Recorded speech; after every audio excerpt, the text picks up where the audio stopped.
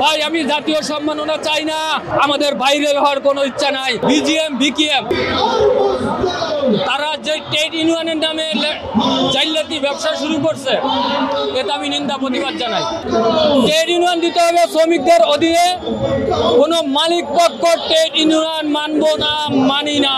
আজকে মে দিবসে সোনালী আঁশের সোনার দেশ পাট পুণ্যর বাংলাদেশ পাটের পোশাক পরিধান করে আজকে এসেছি, কিন্তু সোনালী আঁশ আজকে আমাদের দেশ থেকে বিলুপ্তির পথে। আমি কিন্তু এটাও পরিষ্কারভাবে বলে দিতে চাই, বিশ্ব চিনেছে বাংলাদেশের নাম সোনালী আঁশ পাট দিয়ে। তবে আপনারা আমি কোনো একক কথা বলতেছি না, আমি কোনো রাজনৈতিক কথা বলতেছি না, আমি বলতেছি দেশের রাষ্ট্রীয় সম্পদ বাঁচানোর জন্য। আমি বলতেছি কিন্তু সোনালী আঁশ বিশ্ব চিনেছে বাংলাদেশের নাম সোনালী আঁশ পাট দিয়ে। আমি বলতেছি এই দেশের কথা। প্লাস্টিকের পলিথিন আমাদের দেশের মাটি ও পরিবেশকে ক্ষতিগ্রস্ত করছে। দেশ জুড়ে তোলপাড় ওয়ালটন ফ্রিজ কিনে আপনিও হয়ে যেতে পারেন মিলেনিয়ার। প্রিয় সংগ্রামী বন্ধুগণ, আপনারা জানেন ঢাকাতে 10 মিনিট বৃষ্টি হলে ড্রেনের ভিতরে প্লাস্টিকের পলিথিন আটকিয়ে রাস্তা পানি উঠে। তো সরকার আবার হাজার কোটি টাকার প্রকল্প হাতে নিয়ে ড্রেনের ময়লাগুলো পরিষ্কার করার জন্য হাতে নেয়। এই টাকাটা অন্য প্রকল্পে যদি খরচ করেন, তাহলে আমার দেশের উন্নতি হবে। আপনারা জানেন সরকার হয়েছে জনগণের আর জনগণ হয়েছে সরকারের। সরকার যেই আপনারা পাটের উপরে ভালোভাবে নজর দেন। আমি দেখলাম প্রধান উপদেষ্টা ডক্টর ইউনূস কিন্তু পাটের উপরে একটু সুনজর দিচ্ছে, কিন্তু সব জায়গায় কিন্তু সুনজরটা যায় না।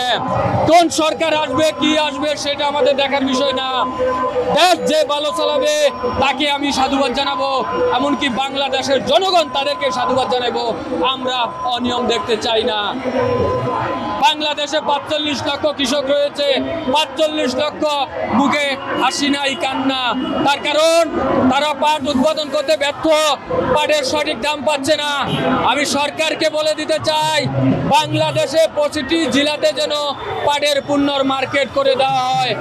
আমাদের কৃষকের উপরে যেন আমরা আরো ভালোভাবে অর্থনীতি যে একটা চলিকা শক্তি রয়েছে তাদের পাশে যেন আমরা দাঁড়াইতে পারি। আমাকে নিয়ে দক্ষিণ কোরিয়া থেকে একটা নিউজ করেছে, আমি ধন্যবাদ জানাই ওই সাংবাদিককে, কিন্তু তিনি বলেছেন দেশের বাইরে কোন রাষ্ট্র যদি এই অবহেলিত পাটটা তুলে ধরা হতো তাহলে কিন্তু তাকে জাতীয় সম্মাননা দিত।